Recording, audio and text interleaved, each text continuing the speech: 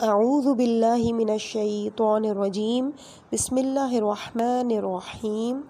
رب اشرح لی صدری ویسر لی امری واحلل عقدۃ من لسانی یفقہوا قولی اللہم صلی علی محمد وآل محمد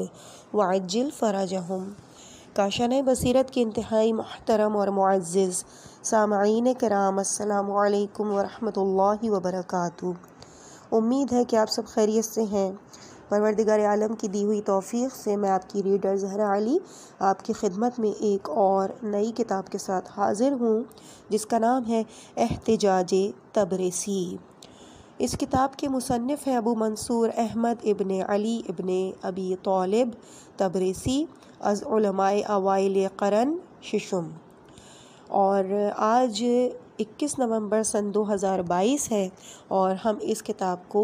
شروع کر رہے ہیں۔ جب اس کتاب کے سرورق کو دیکھتے ہیں تو انتہائی خوبصورت انداز میں ایک جانب امام کی تصویر کا عکس تحریر ہے کہ ایسا محسوس ہو رہا ہے کہ امام کہیں جا رہے ہیں، اور پیچھے سے بیک سائڈ سے امام کی تصویر کشی کی گئی ہے، اور صرف یہ ظاہر ہو پا رہا ہے کہ سفید رنگ کی عبا ہے اور دوش پہ سبز رنگ کی چادر اور سبز ہی رنگ کا عمامہ ہے کہ جو زیب تن کیا ہوا ہے، اور اسی کے ساتھ ایک جانب تو یہ تصویر ہے اور بائیں جانب تصویر ہے، دائیں جانب لکھا ہوا ہے مصنف کا اور مترجم کا نام۔ مصنف کا نام ابو منصور احمد ابن علی ابن ابی طالب تبریسی از علماء اوائل قرن ششم۔ یہ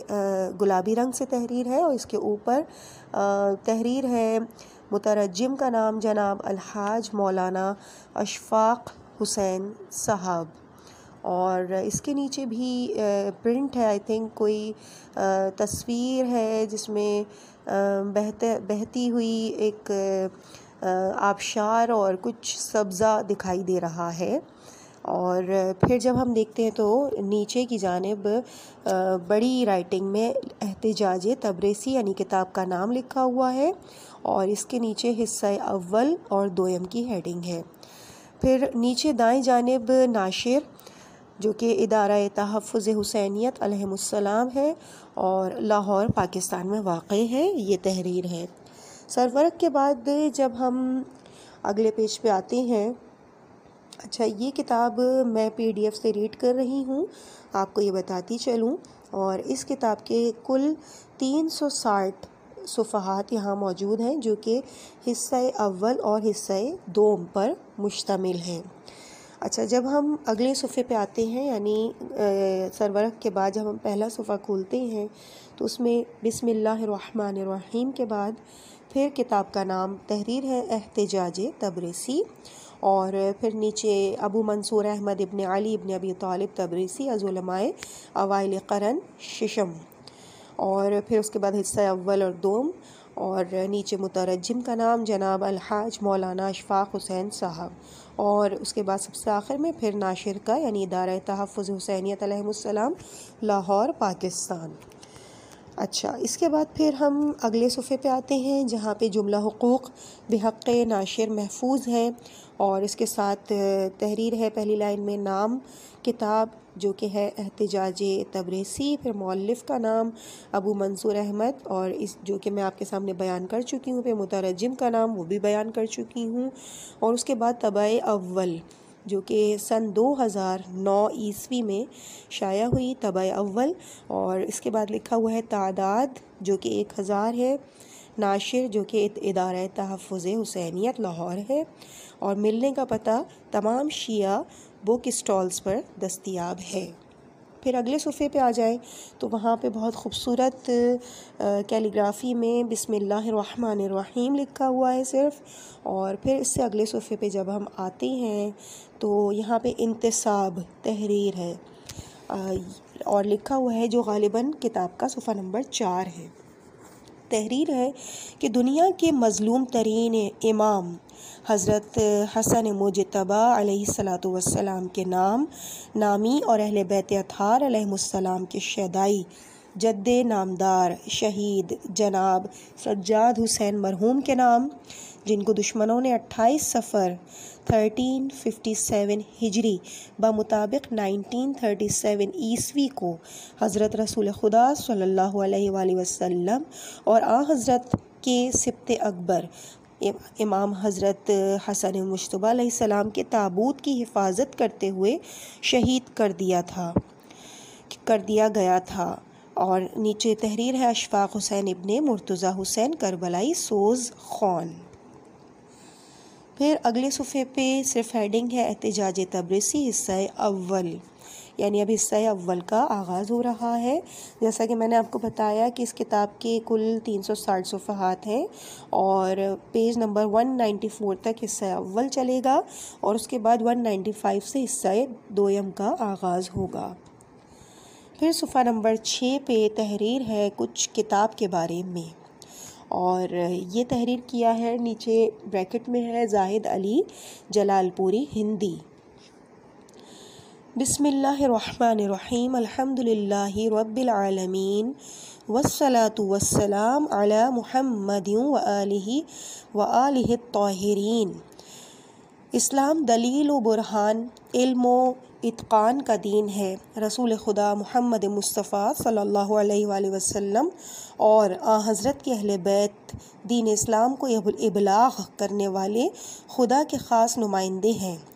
ان کے علاوہ اسے صحابہ کرام، انصار و مجاہدین، علماء اور مومنین جنہوں نے اہل بیت سے سچی محبت کر کے ان کے علوم و معارف سے کسب فیض حاصل کیا، ایسے لوگوں کا ولایت الہی سے بہت گہرا رابطہ رہا ہے، کیونکہ اسلام میں جو اہمیت ولایت کی ہے کسی اور چیز کو یہ امتیاز حاصل نہیں ہے۔ اسی کو اسلام کی روح روا قرار دیا گیا ہے۔ حکومت اور سلطنت کا بھی اس ولایت الہیہ کے مقابلے میں کوئی خاص مقام نہیں ہے، مگر اس وجہ سے کہ امت کے لیے حق و عدالت پر مبنی معاشرہ تشکیل دیا جائے۔ اسی لیے جب اہل علم و معرفت کو ولایت کی صحیح معرفت ہو جاتی، پھر وہ کسی قیمت اس سے جدا نہیں ہوتے تھے، لیکن جنہوں نے ان حقائق کو درک نہیں کیا تھا، جن کی حریصانہ آرزوئیں مادی دنیا تک محدود تھیں، ان لوگوں نے اسلام کے معنوی اقتدار پر قبضہ جما کر مسلمانوں کا استحصال کرنا چاہا اور اسلامی قلمرو پر قابض ہونے کی لالچ میں حریم الہی اور ولایت اسلامی کی حدود کو پائمال کرنے میں کوئی کسر نہیں چھوڑی۔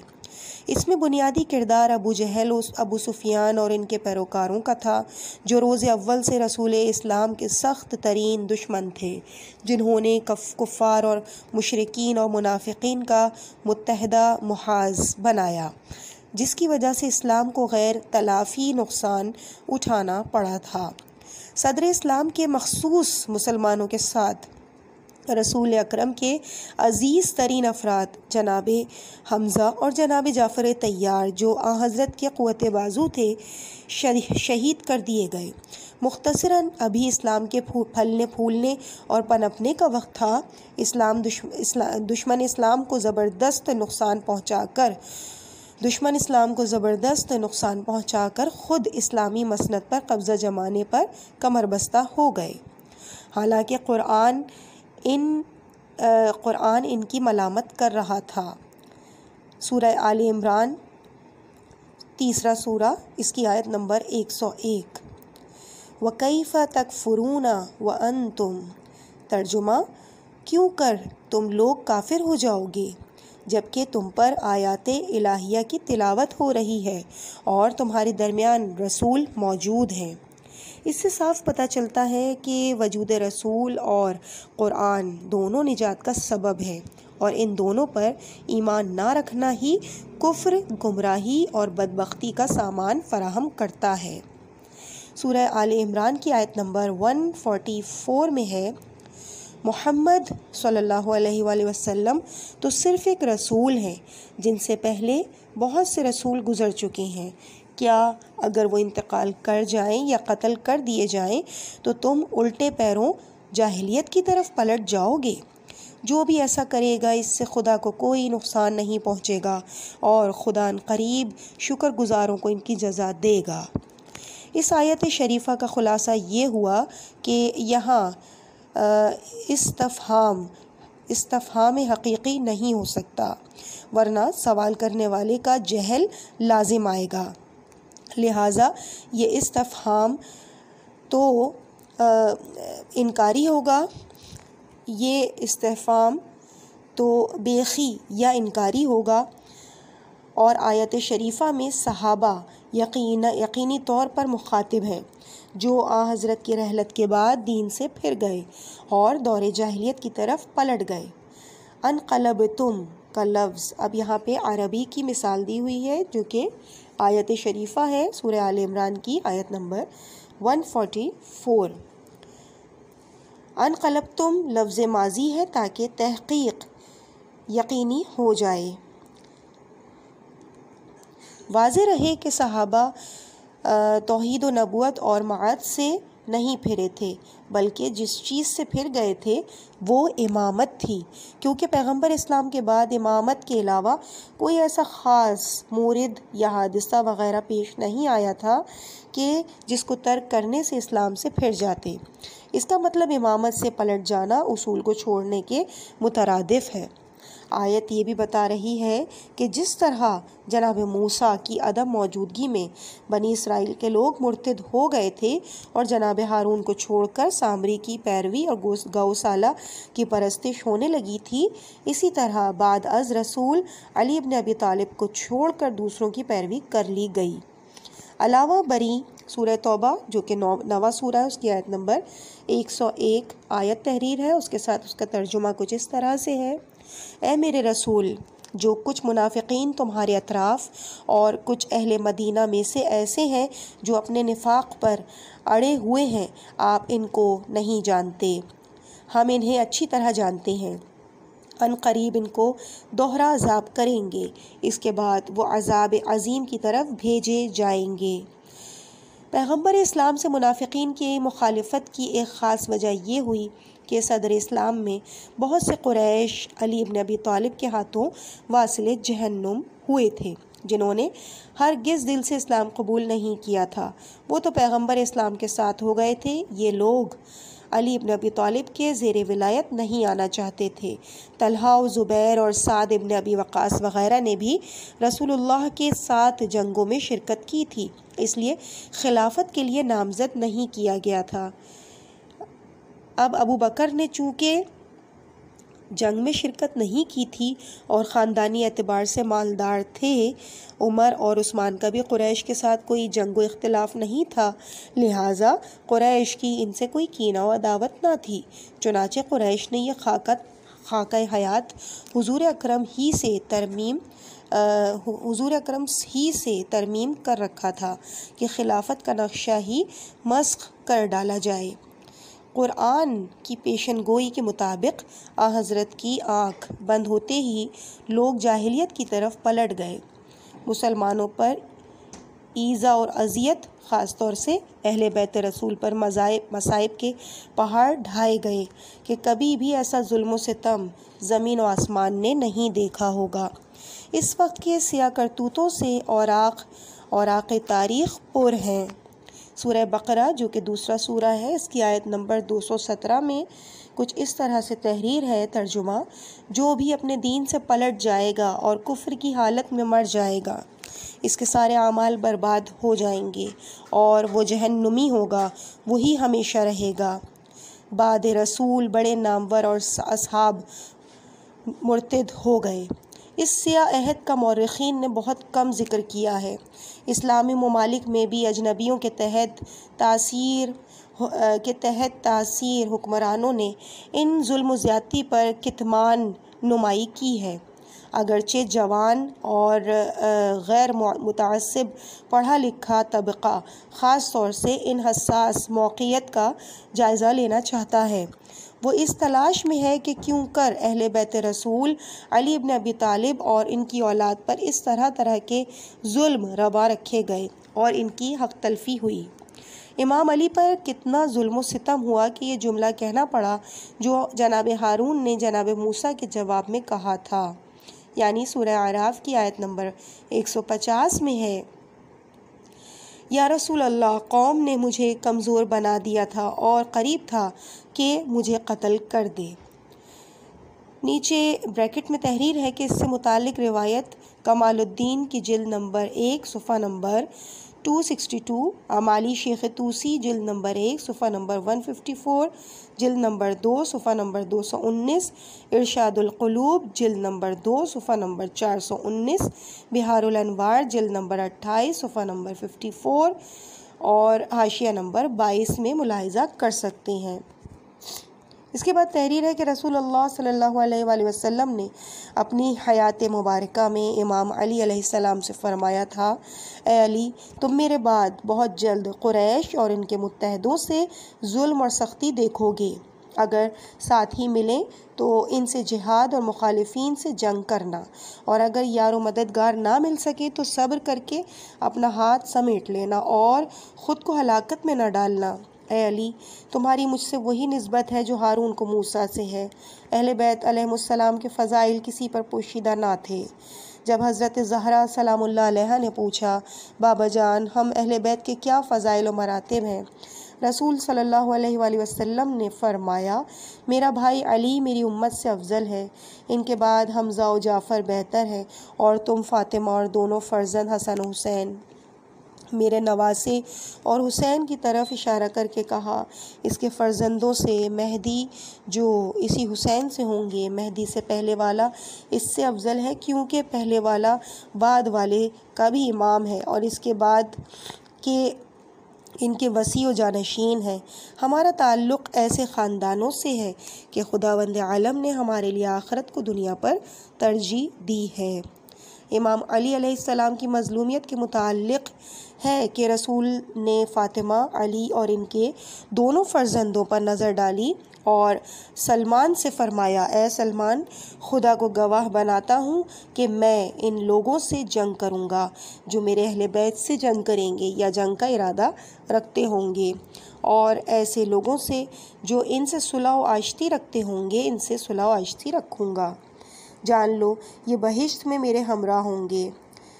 نیچے بریکٹ میں ریفرنس تحریر ہے، اسرار آل محمد، ترجمہ کتاب سلیم ابن قیس ہلالی، صفحہ نمبر 141۔ بعد رسول جو افراد ولایت کو غصب کرنے کے مقدمات میں مصروف تھے، انہوں نے سب سے خطرناک کام جو کیا وہ یہ کہ لوگوں کو ولایت الہیہ کے حقیقی مصادیق یعنی ائمہ اہل بیت سے دور کیا اور حکومت اور امارت پر دینی کھول چڑھایا، یہاں پہ کھول لکھا ہوا ہے، کھول چڑھایا۔ نئے مسلمان جوق در جوق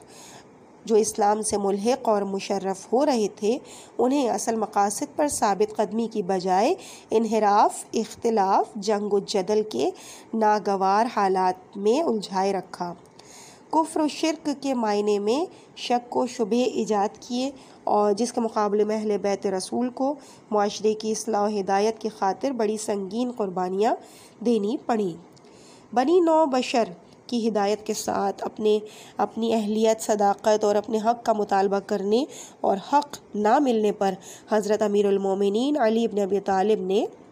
اتمام حجت کی خاطر احتجاج و براہین پیش کیے، اگرچہ پیغمبر اکرم صلی اللہ علیہ وآلہ وسلم نے امام علی سے فرما دیا تھا،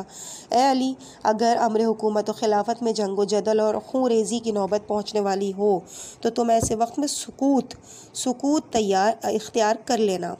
نہج البلاغہ خطبہ نمبر 37 صفحہ نمبر 91، محمد دشتی کے حاشیے سے ماخوذ۔ مرحوم سید ابن طاؤس نے کشف الغمہ میں امام علی کے کلمات کو یوں نقل کیا ہے، رسول اللہ نے مجھ سے ایک عہد لیا ہے، فرمایا ہے، اے فرزند ابو طالب، آپ میری امت کے ولی و سرپرست ہیں، اگر لوگ مسالمت کے ساتھ آپ کی ولایت قبول کر کے راضی ہو جائیں تو ان کے امور کی انجام دہی کے لیے قیام کرنا، اور اگر وہ اختلاف کریں تو ان کو انہی کے حال پر چھوڑ دینا، کیونکہ اللہ نے آپ کی امامت کو وسیلہ نجات قرار دیا ہے۔ رسول اللہ کی رحلت کے بعد امام علی اور حضرت فاطمۃ الزہرا سلام اللہ علیہا کو ان کے حق مسلم سے محروم رکھا گیا۔ امام علی اور بنت رسول اور دسیوں صحابہ کرام کے اثبات حق اور مطالبہ حق پر ظلم کیا گیا، اور اسی طرح کے دیگر اہل حق اور انصاف اور پیغمبروں کی حقانیت پر کیے گئے استدلال، اثبات، احتجاج اور براہین پر مشتمل مطالب کو علامہ طبرسی رحمۃ اللہ علیہ نے اپنی گراں قدر کتاب الاحتجاج میں قلم بند فرما دیا ہے۔ بحمدللہ افادیت کے پیش نظر اردو قارئین کے لیے برادر عزیز جناب حجت الاسلام مولانا اشفاق حسین صاحب نے اس کتاب کا ترجمہ کر دیا، اور یہ کتاب مولانا موصوف کی مساعی جمیلہ اور حوزہ علمیہ بقیت اللہ کے تعاون سے منظر عام پر آ سکی ہے۔ خداوند عالم کے شکر گزار ہیں کہ اس نے ہمیں اہل بیت علیہم السلام سے متعلق قدر حقائق کو روشن اور لوگوں تک ابلاغ کرنے کی توفیق دی ہے۔ ہم مولانا موصوف نیز دیگر مدرسین اور اراکین کے بھی شکر گزار ہیں کہ جنہوں نے کسی طرح بھی تعاون فرمایا ہے۔ اللہ تعالیٰ ہمیں توفیق دے کہ اہل بیت علیہم السلام کے مقام عظمت میں جو کتمان نمائی، حق تلفی، شک و شبہات پیدا کیے گئے ہیں، ان کا انکشاف کر کے اہل حق اور تلاش کے لیے ابلاغ کر سکیں تاکہ حق کا بول بالا ہو سکے۔ آمین۔ آپ کی دعاؤں کا طالب زاہد علی جلال پوری۔ اس کے بعد صفحہ نمبر 12 پہ جب ہم آتے ہیں تو مقدمات تحریر ہے۔ وہ پروردگار لائق حمد و ثنا ہے جو تمام موجودات کے مراتب اور صفات سے بالا تر ہے۔ وہ خالق ہے جس کا کوئی شریک نہیں، اس کے لیے زوال اور فنا نہیں ہے۔ وہ خدا جس کے بے انتہا لطف و نعمت نے تمام دنیا کا احاطہ کر رکھا ہے، اور سب کے سب اس دائمی احسان اور رحمت اور مہربانی میں غرق ہیں۔ خداوند متعال کی رحمت اور خوبی حد سے زیادہ اور شمار سے باہر ہے۔ ہم اپنے تمام عیب و نقص اور جملہ اپنی کمزوری اور محدودیت کے ساتھ کیسے اس کی حمد اور اس کے شکر سے عہدہ برا ہو سکتے ہیں۔ میں گواہی دیتا ہوں کہ پیغمبر اسلام صلی اللہ علیہ وآلہ وسلم محمد ابن عبداللہ تمام لوگوں میں برگزیدہ خاتم المرسلین اور خداوند عالم کے اولو العزم رسول ہیں۔ میں گواہی دیتا ہوں کہ رسول خدا صلی اللہ علیہ وآلہ وسلم کی رحلت کے بعد ان کے جانشین حضرت علی ابن ابی طالب اور ان کے بعد انہی کی اولاد طاہرہ ہیں۔ خلفائے رسول اکرم اور ان کی اطرت اہل بیت میں سے 12 افراد ہیں جو کہ از لحاظ علم و تقوی اور فضیلت تمام لوگوں سے افضل ہیں، اور خدا کی طرف سے منتخب ہوئے ہیں تاکہ لوگوں کو ہدایت، معرفت اور حقیقت کی طرف دعوت دیں اور اسلام کے مقدس احکام، حدود و قانون کو پوری دنیا میں پھیلائیں۔ اس کے بعد صفحہ نمبر 13 پہ ہیڈنگ ہے تالیف کتاب کا سبب۔ جس چیز نے مجھے اس کتاب کی تالیف پر ابھارا وہ ہمارے دوستوں اور دشمنوں کی سستی اور لاپرواہی تھی کہ انہوں نے کنارہ کشی اور سکوت اختیار کر رکھا تھا۔ مخالفین سے احتجاج و مباحثہ اور باطل اہل ادیان کے مقابلے میں کنارہ کش ہو گئے تھے، اور اس گمان میں تھے کہ پیغمبر اکرم حضرات معصومین ہمیشہ ساکت و خاموش تھے اور اپنے شیعوں اور پیروکاروں کو بھی بحث و مباحثے کی اجازت نہیں دی ہے، بلکہ بعض قائل تھے کہ ادیان باطل کے ماننے والوں سے گفت و شنید مباحثہ جائز نہیں ہے۔ اس سبب سے میں نے عزم مصمم کر لیا کہ پیشوائے اسلام کے دوسرے اہل مذاہب اور ادیان سے کیے ہوئے احتجاجات اور مناظرات کو جمع کروں اور انہیں اس کتاب میں رشتہ تالیف سے جوڑ دوں۔ بغیر بیان کے نہ رہ جائے۔ مناظرے کی ممنوعیت ان افراد سے مخصوص ہے جن سے علمی صلاحیت نہیں ہے، جن میں علمی صلاحیت نہیں ہے اور ممکن ہے کہ مقابل سے مغلوب اور لاجواب ہو جائیں، خود اور دوسروں سے متزلزل ہونے کے سبب بن جائیں اور مخالفین بھی راہ باطل و کج میں محکم اور جری ہو جائیں، ورنہ علماء اور دانشمند ہمیشہ مخالفین سے مباحثہ و مناظرہ کے لیے منتخب اور مامور ہوا کرتے تھے اور اسی وجہ سے بلند و بالا درجات پر فائز تھے۔ بہتر ہے کہ احتجاجات، مباحثات جو وارد ہوئے ہیں ان سے پہلے اس کے بارے میں کچھ آیات قرآنی اور کچھ احادیث معصومین کو بھی ہم بیان کر دیں۔ اس کتاب کے پڑھنے والے متوجہ رہیں کہ جو روایات ذکر ہوئی ہیں اختصار کی خاطر اور اختلاف و ضعیف نہ ہونے کے سبب ان کے اسناد سے صرف نظر کیا گیا ہے اور صرف متون حدیث پر اکتفا کی گئی ہے، کیونکہ تمام معتبر کتابوں میں موجود اور علماء اور رجال حدیث کے درمیان مشہور ہے۔ اس کے بعد اگلے پیج پہ یعنی پیج نمبر 14 پہ جب آتے ہیں تو ہیڈنگ ہے احتجاج سے متعلق آیات۔ ترغیب احتجاج اور مناظرہ و مباحثہ کرنے والوں کی فضیلت کے بارے میں آیات قرآن کا بیان کرنا ضروری ہے۔ سب سے پہلے سورہ نحل آیت نمبر 125 کا ترجمہ کچھ اس طرح سے ہے، حکمت اور موعظہ حسنہ، حکمت و موعظہ حسنہ اور اچھی اچھی باتوں کے ذریعے لوگوں کو راہ خدا کی طرف بلاؤ اور لوگوں کے نزدیک سب سے اچھے طریقے سے بحث و مباحثہ کرو۔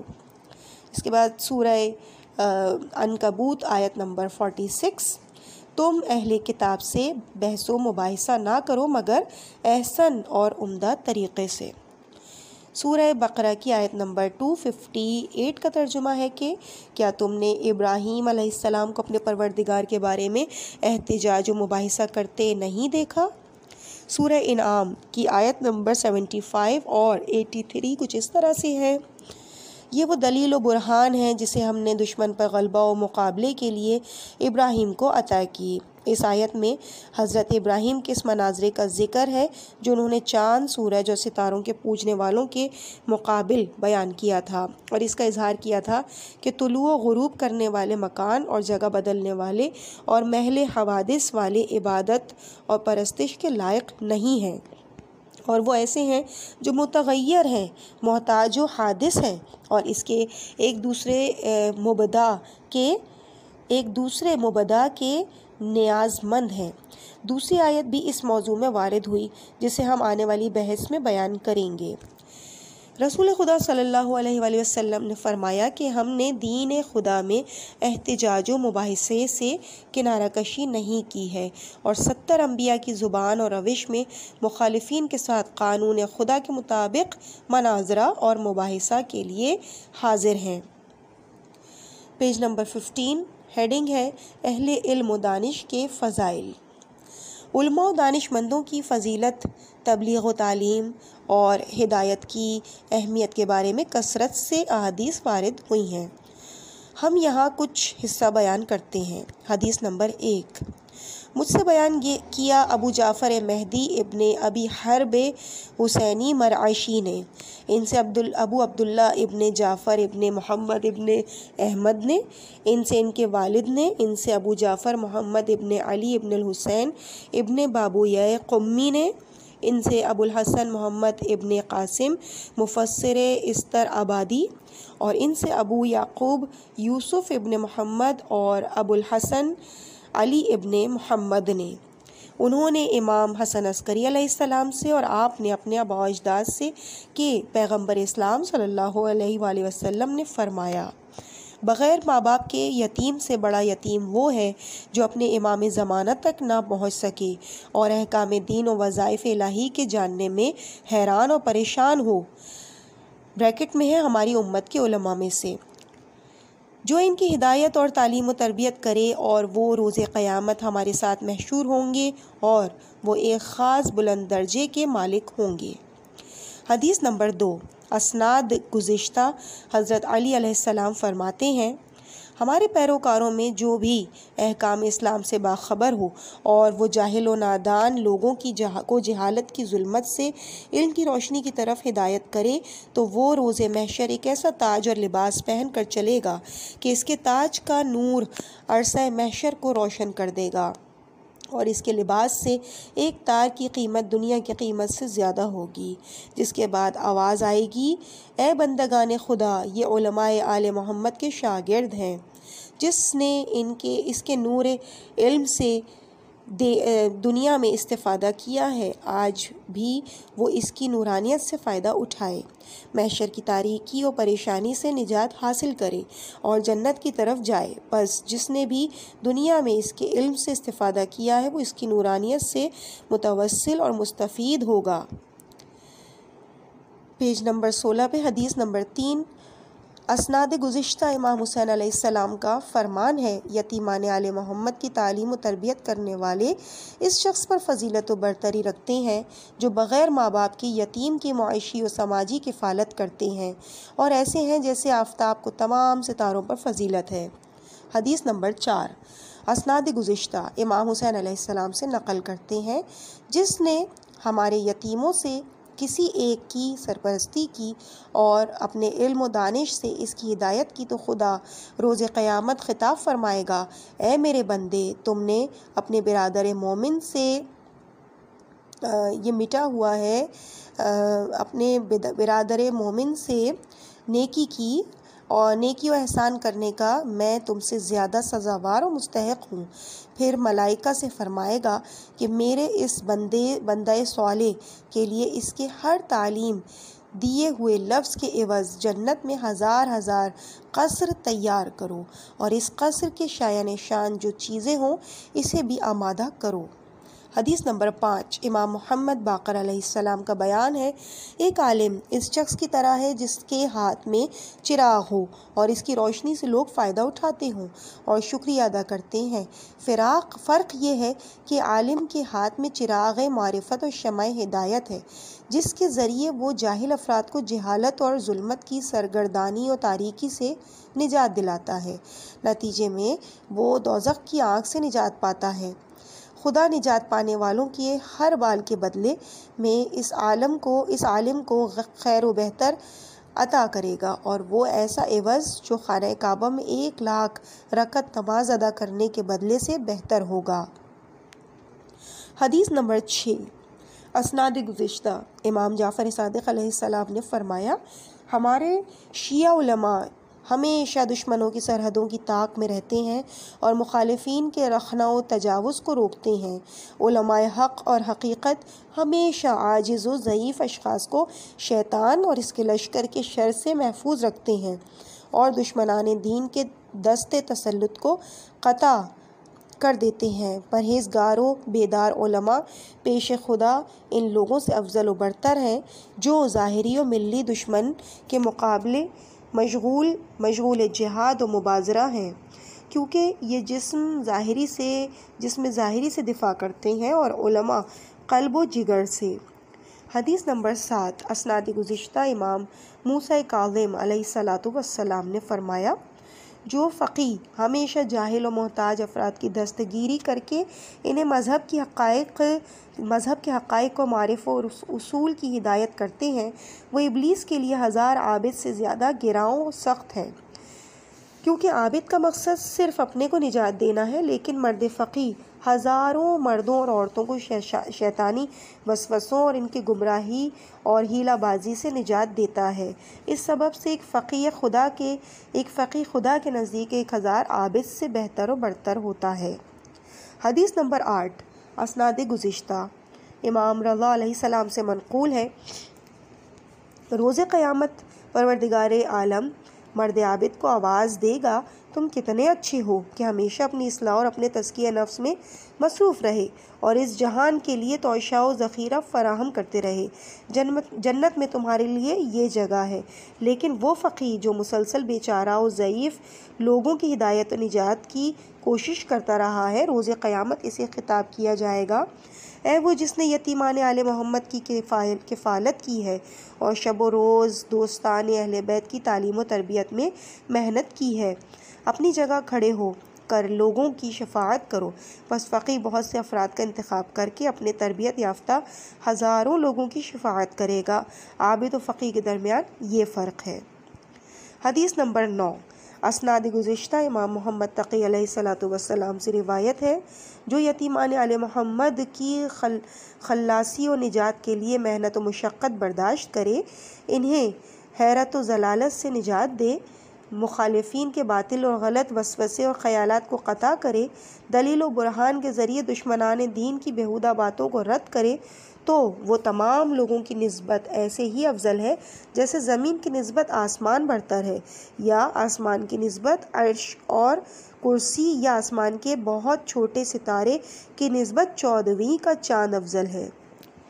حدیث نمبر 10۔ اسناد گزشتہ حضرت علی النقی علیہ السلام کا قول ہے، غیبت امام زمانہ علیہ السلام میں اگر علماء اور فضلاء مسلسل لوگوں کو خدا کی طرف دعوت نہ دیتے اور مذہب پر وارد ہونے والے اعتراضات اور شبہات کو برطرف نہ کرتے اور کمزور لوگوں کو ابلیس اور اس کے پیروکاروں سے آزاد نہ کراتے، تو بطور مسلم سب لوگ دین سے منحرف ہو کر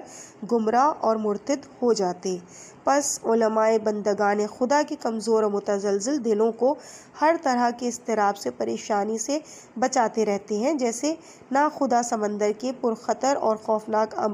امواج کے مقابل کشتی کی حفاظت کرتا ہے۔ علماء کا یہ گروہ نزد خدا فضیلت اور برتری رکھتا ہے۔ حدیث نمبر 11۔ اسناد گزشتہ خود امام حسن عسکری علیہ السلام سے منقول ہے، روز قیامت ہمارے دوستوں کی تعلیم و تربیت کرنے والے علماء ایک ایسا تاج پہنے ہوئے محشور ہوں گے جس کا نور فضائے محشر میں پھیلا ہوگا اور اس کی روشنی انسانی چال کی 3 لاکھ سال کی مسافت تک پہنچ رہی ہوگی۔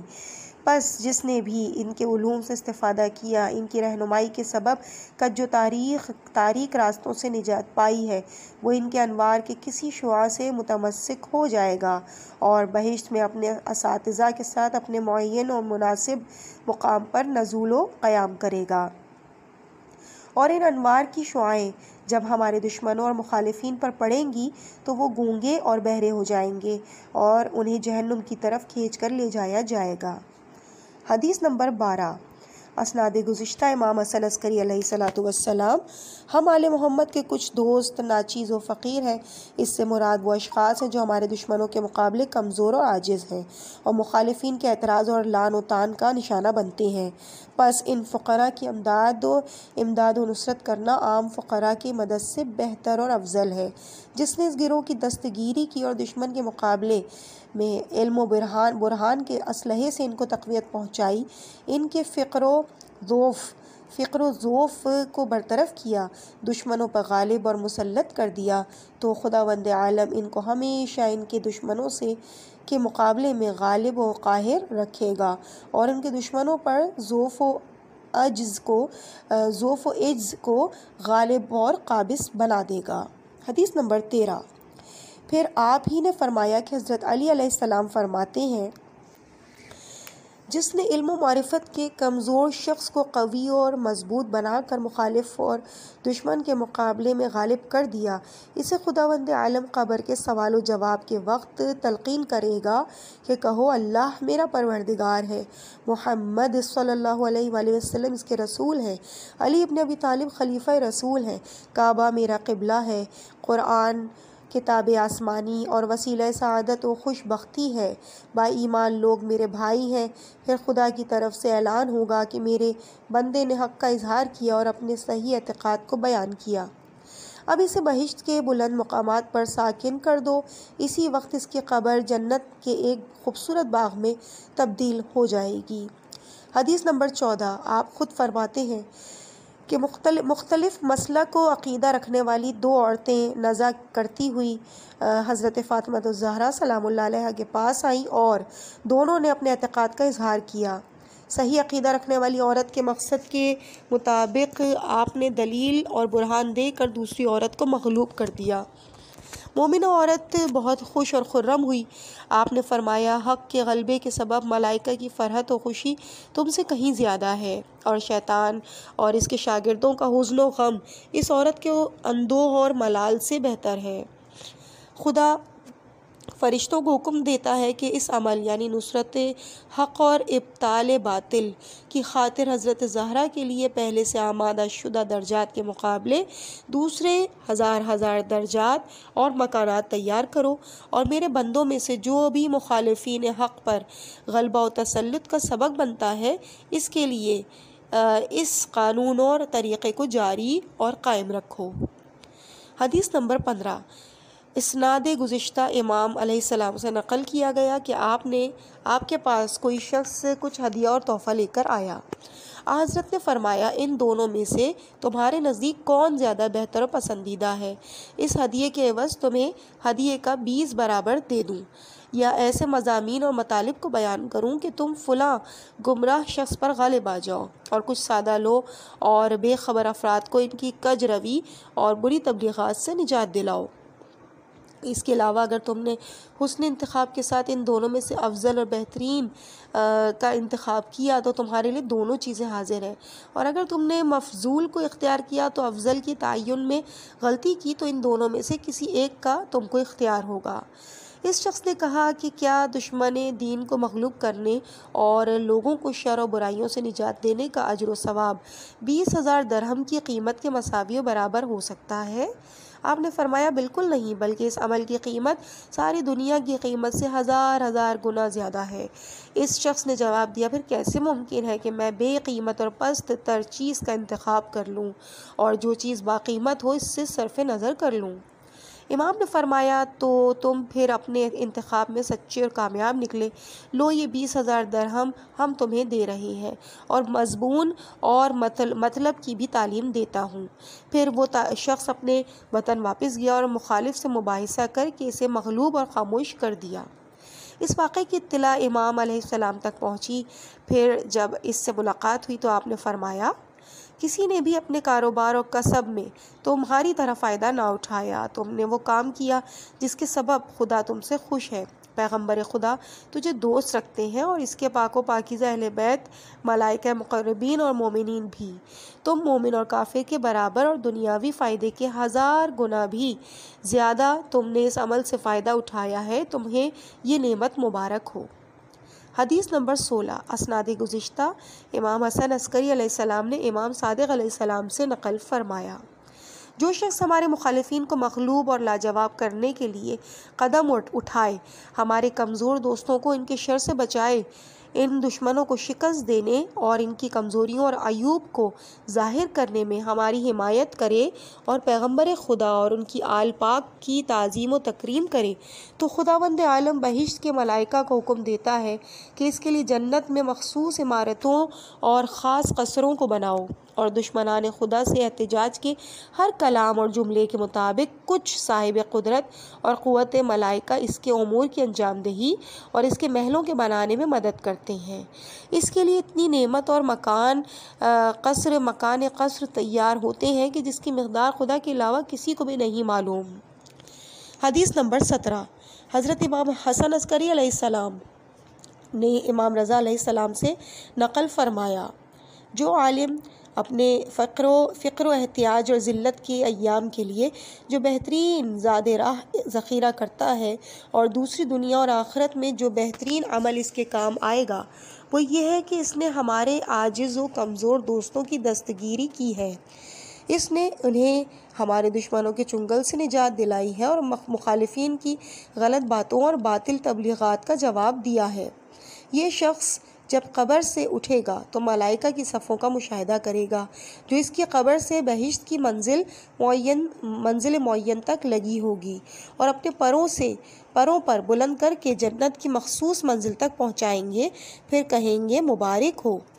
اے وہ شخص جس نے دشمنوں کو شکست دی ہے اور اپنے طیب و طاہر ائمہ کی طرفداری اور حمایت کی ہے۔